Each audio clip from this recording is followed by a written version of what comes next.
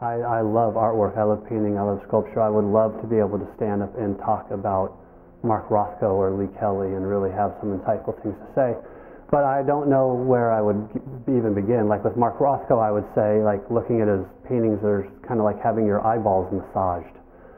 But beyond that, I just don't know, how else to, like, verbalize my feelings or thoughts about that kind of work. It would be cool to have a ophthalmologist or something maybe come in and talk about that. But I'm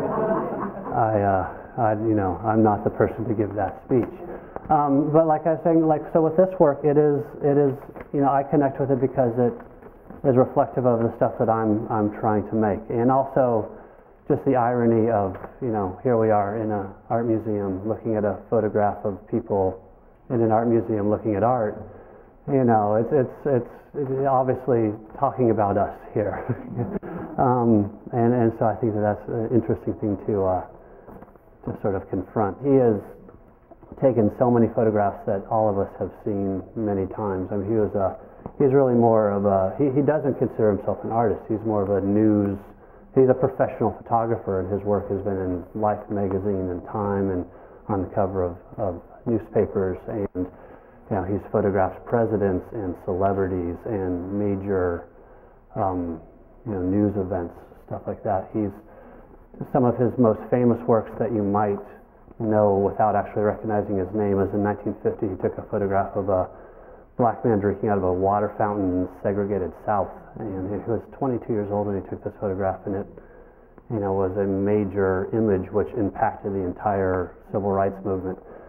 So some of these smaller kind of artwork pieces of his are really kind of his hobby pieces. When he's not out working, he is just taking photographs for fun, and that's what his sort of has become known as his artistic works that are hanging in art museums.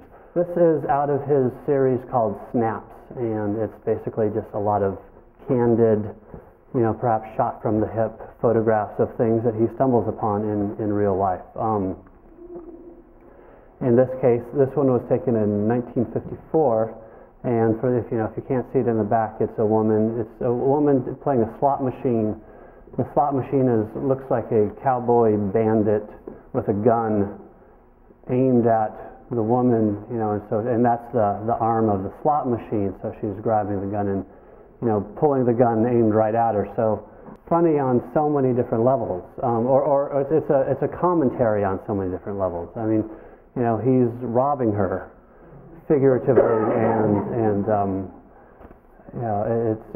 it seems you don't have to even know that she just probably lost a quarter or something to that guy there, because he's going to get it one way or another. Same with the museum piece. This was taken in 1995, much later, but again, it's commenting on a situation and how people are interacting with their environment, and I think that's ultimately the foundation of his work. They capture these moments. They certainly show a sense of humor. All of his work shows a deep sense of humor. He's very coy in interviews about what his motives are and his intentions are. He likes to say, like, I'm just a photographer, I'm just out taking stuff, that's it. But you look at this stuff, and I don't believe that. I mean, it's, he is making some strong comments, with his work, it's all real. It's not, he's not setting anything up. It's not actors. It's not, a conceptual art piece. This is something that he just saw and documented. He is making these little time capsules of moments which otherwise would be completely forgotten about, and kind of, encapsulating them. One thing to just be out in the world and identify these special moments. That in itself is a talent, to be able to look at something and think, yeah, there's something there. A completely separate talent is the ability to compose an image, to make find the right focus and get the exposure just correct so you have a nice photograph. To be able to do those two things at once without interrupting that moment is amazing. It's almost like I look at these photographs and think, I wonder if he's invisible, because in all of his work he has hundreds and hundreds of photographs that are these amazing little captures of life, of reality, And the only way he's able to get these captures is by not letting these people know he's standing there with a camera.